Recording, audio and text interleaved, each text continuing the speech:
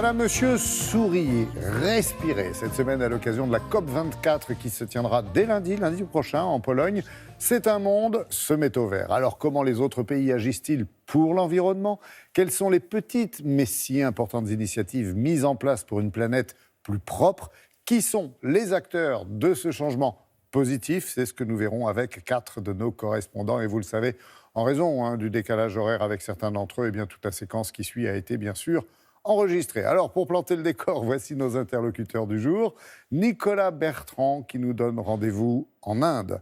Arnaud Miguet qui a fait le déplacement au Japon. Marc de Chalvron que nous retrouverons au Sénégal. Et enfin Fanny Lothaire qui, elle, nous attend au Brésil. Alors pour la première escale, nous partons tout de suite en Inde, où la pollution est un problème de taille, vous le savez. La faute notamment à la surpopulation du pays. Bonjour Nicolas. Avec plus d'1 milliard d'habitants, en effet, comment gérer cette quantité de déchets produites chaque jour dans le pays ? J'imagine qu'il y a des initiatives qui émergent, même si elles sont encore, on va dire, discrètes. Oui, bien sûr. Bonjour Laurent. Alors que l'Inde est littéralement en train d'étouffer sous ses propres déchets, il y a tout de même des gens qui réagissent, des Indiens qui ont décidé qu'il fallait faire changer les choses. Alors je vous avoue que c'est parfois une goutte d'eau dans l'océan, mais au moins ils ont le courage d'essayer. Et aujourd'hui, nous avons voulu mettre un coup de projecteur sur leur travail. Nous avons suivi un entrepreneur. Il construit des bâtiments, mais pas tout à fait comme les autres, puisqu'il n'utilise ni briques, ni ciment. Il utilise uniquement du plastique recyclé. Nous l'avons suivi. Alors ces bâtiments ne sont pas encore très impressionnants, mais lui, il y croit dur comme fer. Regardez ce reportage, il est signé Amanda Jacquel et Victor Bachtik. L'Inde et son milliard d'habitants, c'est aussi 25 millions de tonnes de plastique par jour. Il est surconsommé. Et la plupart finit au bord des routes ou dans des décharges à ciel ouvert. Rien qu'à Hyderabad, dans le sud du pays, environ 500 tonnes sont générées chaque jour. Mais il y a un homme pour qui cette matière n'est pas un problème, plutôt une mine d'or. En voilà un autre. Ça, c'est très utile. Je peux en faire quelque chose de bien. La réputation du plastique a toujours été malmenée. Mais il n'est pas mauvais, c'est son utilisation qui l'est. Alors Prashant Lingam a eu une idée qui pourrait bien désengorger les décharges indiennes. C'est impossible de traiter une si grande quantité de plastique. Alors j'ai pensé, pourquoi ne pas en faire une maison entière ? Il y a 3 ans, il se lance dans la construction de bâtiments en plastique, une première en Inde. Ces images nous proviennent de son usine dans le nord du pays. Les déchets plastiques sont broyés par ces machines. Les copeaux sont ensuite compactés pour former ces plaques, imperméables, ininflammables et insonores. Et voici la toute première construction de Prashant. C'est le propriétaire de ce parking qui lui a commandé ce petit logement pour ses employés. Ça a été fait de bouteilles de lait et n'importe quel déchet plastique que tu peux trouver. On peut vraiment sentir ce que c'est exactement. Une maison construite en seulement 4 jours. Et à environ 9 € le mètre carré, c'est 2 fois moins cher que pour une maison classique. Je vais avoir cette maison pendant 50, 60 ans. Pour le prix, c'est vraiment rentable. 2 tonnes et demie d'emballage ont été nécessaires pour former ces murs et ce plafond. De quoi changer la perception de cette matière pour ces 2 employés. C'est bien que le plastique soit recyclé. Avant, je ne pensais pas qu'on pouvait en faire ce genre de construction. Je savais seulement que le plastique augmentait la pollution et que ça causait des problèmes pour l'environnement. Si je peux plus tard, j'aimerais construire ce genre de maison pour moi, vraiment. La mairie d'Hyderabad s'est elle aussi laissée tenter par ce concept. Avec ses 800 mètres de trottoir, tout en plastique recyclé. Ça crée tout un engouement autour du recyclage de cette matière. Ensuite, les gens se disent « et pourquoi pas chez nous ?» Donc ça sert vraiment à promouvoir cette idée auprès de nos citoyens. Résultat, ces pavés colorés attirent, surprennent et sensibilisent. Créer à partir de déchets, c'est super. On sait à quel point le réchauffement climatique est grave. Donc oui, tout recycler, c'est être sur la bonne voie. Et sur le long terme, ce sera bénéfique. Pour interpeller, la municipalité a aussi fait installer ces abris, fabriqués à partir de vieilles bouteilles. Mais ces installations vertes ne sont encore qu'une goutte d'eau. Pour le moment, à Hyderabad, le volume de plastique recyclé sur un an équivaut à ce que les habitants consomment en un seul jour. Excellente idée, évidemment, mais concrètement, Nicolas, comment fonctionne le procédé même de recyclage du plastique ?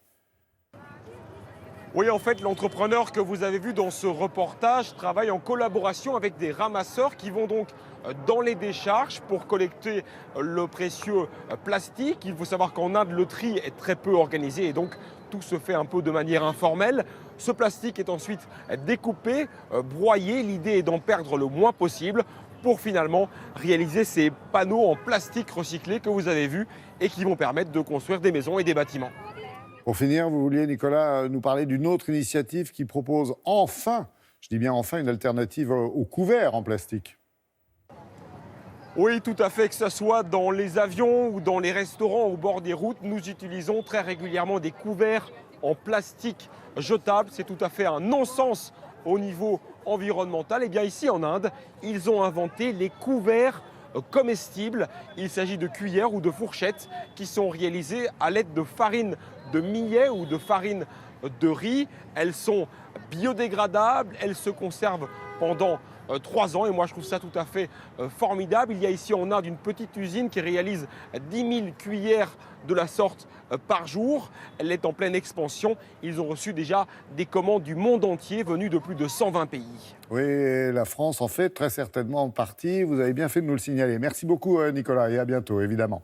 Alors après l'Inde et ces tonnes de déchets, partons maintenant à la rencontre d'un autre géant pollueur. J'ai nommé...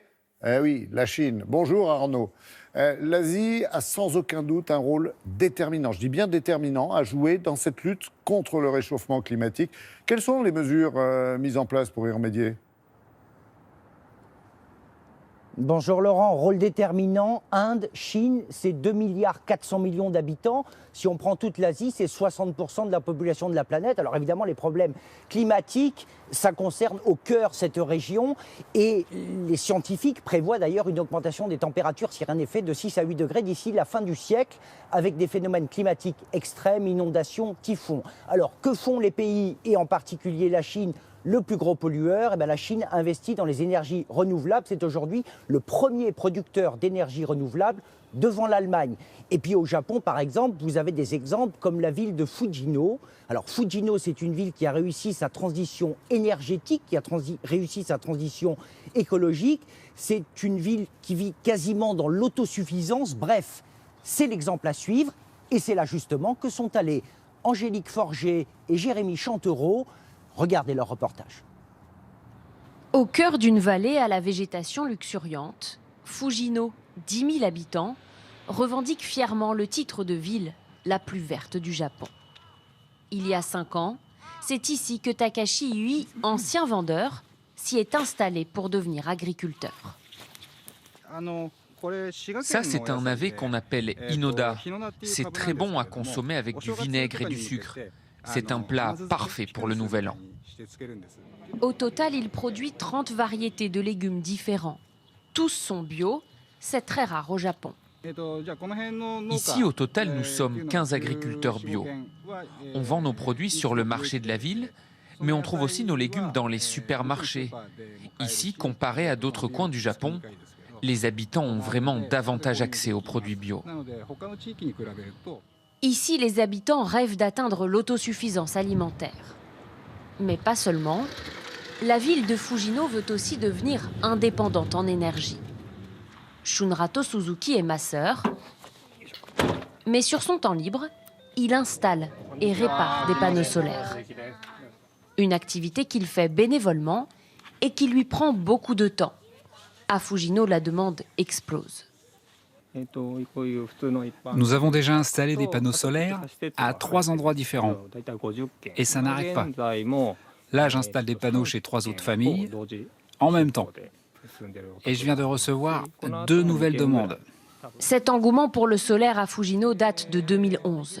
C'est la catastrophe de Fukushima qui a éveillé les consciences. La plupart de mes clients ont commencé à s'intéresser à la distribution des énergies après cette date. Ils ont décidé qu'ils ne voulaient plus acheter leur électricité auprès de gros fournisseurs. À l'origine de cette transition énergétique, Hidetake Enomoto. C'est lui qui a lancé le concept après un séjour en Écosse, où il a étudié l'exemple d'un éco-village.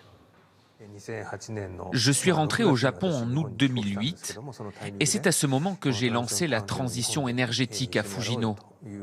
Le concept de ville en transition m'intéressait plus que celui d'éco-village, car cela coûte moins cher et demande moins de temps de changer les habitudes d'une ville qui existe déjà, plutôt que de créer une communauté à partir de zéro. À Fujino, les habitants utilisent aussi leur propre monnaie locale, comme dans cette petite boutique. En monnaie locale, tu me dois 887. Cette monnaie permet de régler 5% du montant total. Davantage serait illégal. Les dépenses pour la cliente et les recettes pour la vendeuse sont notées dans ce carnet. Un système censé renforcer les liens entre les habitants. La question est de savoir si l'argent liquide enrichit les rapports humains. Nous, on pense que non. Et que pour rapprocher les humains, il faut justement se détacher de l'argent. Et la monnaie locale est une solution. Aujourd'hui, à Fujino, 1 habitant sur 10 utilise cette monnaie locale. Impressionnant ce village, impressionnante cette détermination, mais ce doit être un confetti à l'échelle du Japon, non ? C'est vrai que le Japon a encore beaucoup de chemin à parcourir. 40% des aliments consommés au Japon sont produits au Japon et le taux d'autosuffisance énergétique ne dépasse pas les 10% pour tout l'archipel. Mais c'est vrai que le Japon a fait des progrès considérables, a surmonté ses problèmes de pollution des années 60, 70, 80. Et puis des villes comme Fujino fleurissent. Il y en a aujourd'hui 60 dans tout l'archipel. Et c'est vrai qu'il y a eu une prise de conscience, et une prise de conscience qui s'est évidemment accélérée en 2011, après l'accident de la centrale nucléaire de Fukushima. Et sinon, Arnaud, pour en revenir à la Chine, vous disiez tout à l'heure que c'était le premier pollueur, mais aussi le premier producteur d'énergie renouvelable. Est-ce que, sur le long terme, bien sûr, le pays pourrait inverser la tendance et devenir un géant éco-responsable ? Alors c'est vrai, Laurent, que le cas de la Chine est tout à fait paradoxal. C'est 24% des émissions de CO2 dans l'atmosphère, mais d'ici 2020, 300 milliards d'euros, 316 milliards d'euros exactement, seront investis dans les énergies renouvelables. Une éolienne sort de terre toutes les heures, l'équivalent d'un terrain de football de panneaux solaires tous les jours. La Chine est le pays numéro 1. Pendant très longtemps, elle a été climato-sceptique, elle pensait que c'était un piège de l'Occident pour ralentir son développement, mais aujourd'hui ça a changé. Même le président Xi Jinping a dit qu'il voulait faire de son pays une civilisation écologique, je le cite. Et c'est vrai qu'il faut le faire. La pollution tue aujourd'hui 4000 personnes tous les jours. 7 entreprises sur 10 ne respectent pas les normes de l'environnement. Alors la Chine a mis en place, par exemple, en plus des investissements, une police de l'environnement à Tianjin, pas très loin d'ici. L'an dernier, 4600 amendes pour un montant de 30 millions d'euros. C'est pas rien. Et puis Shanghai, par exemple, ce mois-ci, est en train de mettre en place un système de tri sélectif pour les ordures ménagères. C'est tout doucement en train de se mettre en place. Mais vous connaissez la rapidité à laquelle ce pays peut bondir en avant. L'avenir s'écrit ici, en mal parfois, en bien souvent. Et en matière d'environnement, c'est probablement pour le meilleur. Comme on dit, à suivre. Merci beaucoup en tous les cas Arnaud, et pour ces chiffres, et pour ces informations, et pour ces images également. Et évidemment, à très bientôt. Alors, pour la suite du périple, nous partons maintenant en Afrique, qui elle non plus n'est pas épargnée par les problèmes liés à l'environnement. Bonjour Marc. Le continent commence à voir apparaître ses premiers réfugiés climatiques. Concrètement, quelles en sont les causes ? Oui, bonjour Laurent. En fait, le Sénégal est confronté à 2 types de menaces liées à l'environnement. Il y a d'abord le changement climatique avec sa conséquence, la montée des eaux et donc l'érosion côtière. Des villages et des villes sont en train d'être rongés, en ce moment même menacés de disparition. L'autre grande menace, c'est la déforestation. Il y a d'un côté le commerce du bois qui n'est pas toujours légal et puis il y a l'utilisation quotidienne du bois. Imaginez un peu, au Sénégal, 60% des foyers utilisent le bois ou le charbon de bois pour faire la cuisine. Alors un homme, un Français installé ici depuis très longtemps, a décidé de lutter contre ce fléau en plantant des arbres. Il s'appelle Jean Guep et nous sommes allés à sa rencontre dans la région du Sine Saloum. Regardez ce reportage signé Marianne Getty, Sylvain Barral et Papsec. Dans le delta du Sine Saloum, au cœur du Sénégal, jusque dans ses îlots les plus reculés, Jean Guep est accueilli avec un enthousiasme démonstratif. Ah, c'est bon ça. Tout le monde connaît ce Français qui a grandi au Sénégal. Cela fait 20 ans qu'il défend la forêt. Avec les habitants des environs, il replante aujourd'hui des palétuviers, l'arbre de la mangrove. Il faut compter. Compte dans ce sac-là. L'opération est rapide. 20 000 pousses en tout à enfoncer une par une dans la vase, galvanisée par Jean Guep et son énergie communicative. Non, c'est bon, je le fais. Toujours à montrer l'exemple avec l'espoir qu'à force, ce geste devienne une habitude. L'action de planter aujourd'hui, c'est nouveau au Sénégal parce qu'on n'avait pas ces habitudes-là. Et aujourd'hui, en étant 14 millions de Sénégalais, on n'a pas d'autre choix que donner un coup de main à la nature. J'aime ce pays et j'essaie de faire ma part, comme le colibri, une petite part de rien du tout. Pour cette opération, Jean Guep mobilise des villages entiers. Avec le temps, ces femmes ont pris conscience de l'urgence. Parce que la mer avance. Et avant, ce n'était pas comme ça. Le sel commence à monter dans les terres. Si on cultive, les cultures ne vivent pas normalement. Ça nous inquiète vraiment. Oui, c'est pour cela qu'on reboise. En 2018, Jean Guep et son association ont planté plus de 500 000 arbres, une goutte d'eau. Ce sont chaque année 1 million d'hectares de forêt qui partent en fumée au Sénégal. Les feux de brousse, un fléau, souvent provoqué par des trafiquants à la recherche de bois pour fabriquer du charbon. Alors Jean Guep a une idée. Ça va, mesdames? Tout va bien? Pas trop dur? Il a lancé sa production d'un charbon alternatif, fabriqué, lui, à base de paille. Il sauve une première fois la forêt parce qu'on enlève la paille autour des forêts et donc il n'y a plus de feux de brousse et les jeunes arbres ne brûlent plus. Et puis il sauve une deuxième fois la forêt parce qu'avec 1 kilo de charbon de paille, tu arrives à chauffer la même chose qu'avec 1 kilo de charbon de bois. Ce charbon permet également à ces femmes de disposer aujourd'hui d'un revenu. Mais l'association a compris que l'avenir du pays est entre les mains des plus jeunes. Alors c'est dans les écoles que Jean Guep concentre ses efforts de sensibilisation. Ici c'est très beau. Pourquoi c'est très beau? Et pourquoi il n'y a pas d'arbres ici? À chaque classe, l'association offre de jeunes arbres et apprend surtout la technique pour les planter. Ok, mettez-vous tout autour de l'arbre, tout autour du trou. Maintenant, il a une nouvelle maison dans votre école. Les enfants se prennent vite au jeu, fiers de leur nouveau savoir-faire. Les plantes, elles sont vivantes comme nous. Quand tu as du vent, c'est elles qui nous donnent de l'air pur. Ça m'a donné envie de planter d'autres arbres. Jean Guep sème l'idée autant que la graine, en espérant que tout le Sénégal en récoltera les fruits. Merci beaucoup, Marc. Et si vous retournez dans le Delta, dans le Sine Saloum, n'oubliez pas de saluer l'ami Jean Guep et tous les villageois d'ailleurs de la région. Voilà. D'ailleurs, ils font du tourisme intéressant, puisque grâce à ce tourisme, vous pouvez participer aux activités effectivement des villageois en faveur de la planète. Bonjour Isabelle. Bonjour, retour Laurent. chez nous effectivement avec vous.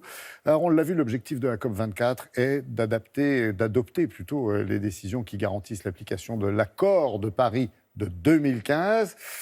Et là, on commence à grincer les dents. Quels sont les engagements de la France? La France a été le premier pays à ratifier l'accord de Paris, qui l'engage d'ailleurs, comme près de 200 autres pays, à réduire les émissions de gaz à effet de serre de façon à stabiliser le réchauffement climatique à 2 degrés d'ici à 2100. 2 degrés, c'est quand même le scénario sobre, dont les effets restent supportables, c'est-à-dire en clair, qui ne mettent pas en péril l'espèce humaine. Et quelles sont donc les mesures qui sont mises en place pour réduire ces émissions? En 2015, la France a promulgué la loi vers la transition énergétique avec l'objectif pour 2030 de réduire de 40% nos émissions de gaz à effet de serre par rapport à 1990. Ça veut dire qu'il nous faut réduire de 20% notre consommation totale d'énergie par rapport à 2012 et faire en sorte que 30% de cette consommation proviennent des énergies renouvelables. Et donc, concrètement, Isabelle, ça concerne beaucoup de secteurs. Bien sûr, et notamment le bâtiment, l'industrie, le transport, qui sont très gourmands en énergie. Alors, dans le transport, par exemple, eh bien, il faut développer le bus ou la voiture électrique avec l'installation de 7000 points de recharge à l'horizon 2030. Dans le secteur industriel, il faut bien sûr développer les filières d'énergie renouvelable. Et puis, côté bâtiment, les normes basse consommation vont concerner toutes les constructions neuves et on prévoit aussi la rénovation énergétique de 500 000 logements. Et très sincèrement, entre nous, où est-ce que nous en sommes par rapport à tous ces objectifs ? Ces objectifs sont ambitieux, Laurent. Oui. Même si nous ne sommes pas un cas isolé, nous sommes un peu à la traîne. En fait, l'Observatoire Climat-Énergie, vous savez, c'est l'outil d'évaluation des résultats de la France.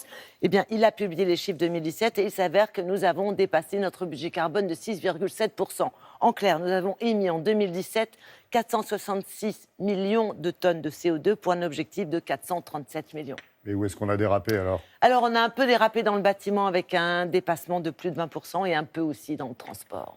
Ok, et quels sont les bons élèves, s'il y en a ? Alors, il y en a des bons élèves. D'abord, la réduction des déchets progresse, c'est le premier point. D'autre part, il faut savoir que les secteurs de l'industrie et de la production d'énergie réagissent. Il faut dire que les grands groupes français se sont engagés à investir 45 milliards pour développer la technologie bas carbone. Et puis, parallèlement, l'ADEME a quand même cofinancé des projets à hauteur de 2,5 milliards. Vous avez des exemples ? Oui, j'ai des exemples. Par exemple, justement, un revêtement routier qui capte la chaleur du soleil, chaleur stockée dans le sol. Pourquoi faire ? Eh bien, pour chauffer les bâtiments environnants ou alors pour déneiger la route en hiver. On attend aussi des pneus capables de réduire la consommation de carburant. Autre exemple, la chaleur des fumées industrielles transformées en électricité.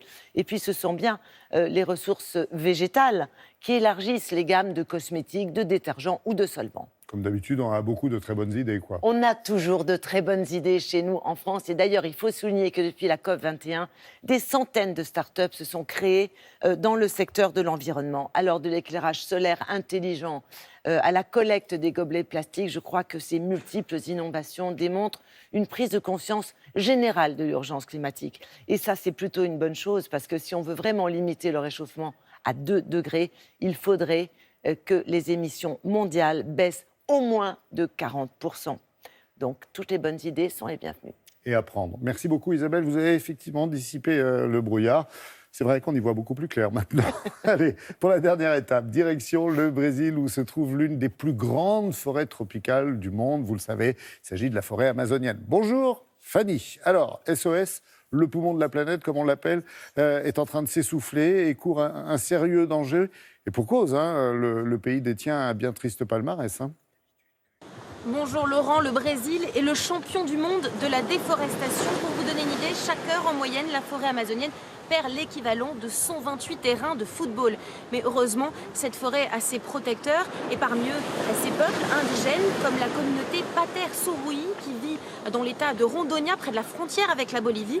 Florence Guanard et Anaïs Lebranchu sont allées à la rencontre de ce peuple qui, vous allez voir, pour protéger sa forêt, lutte avec des armes assez inattendues. Ce recoin de la forêt amazonienne a ses gardiens.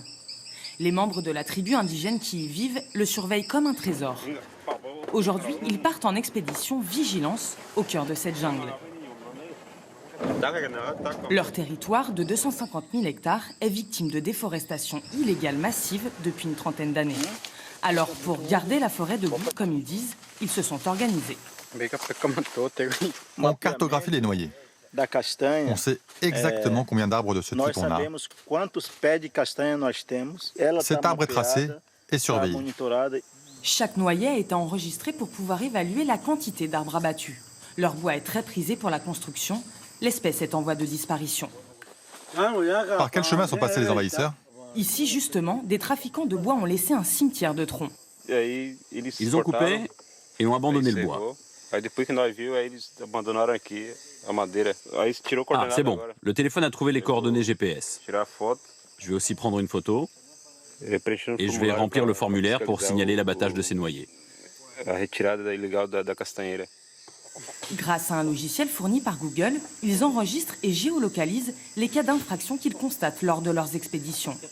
Ils relèvent des données sur la pêche et la chasse excessive ou toute autre dégradation de l'environnement causée par les trafiquants et les chercheurs d'or. Ces informations compilées leur permettent d'envoyer des plaintes détaillées aux autorités. Vous voyez, plus de 500 hectares ont été déforestés rien que ces 6 derniers mois. Cette plainte, c'est pour que ces graves menaces soient réduites avec l'aide du gouvernement. On fait ça aussi pour les prochaines générations.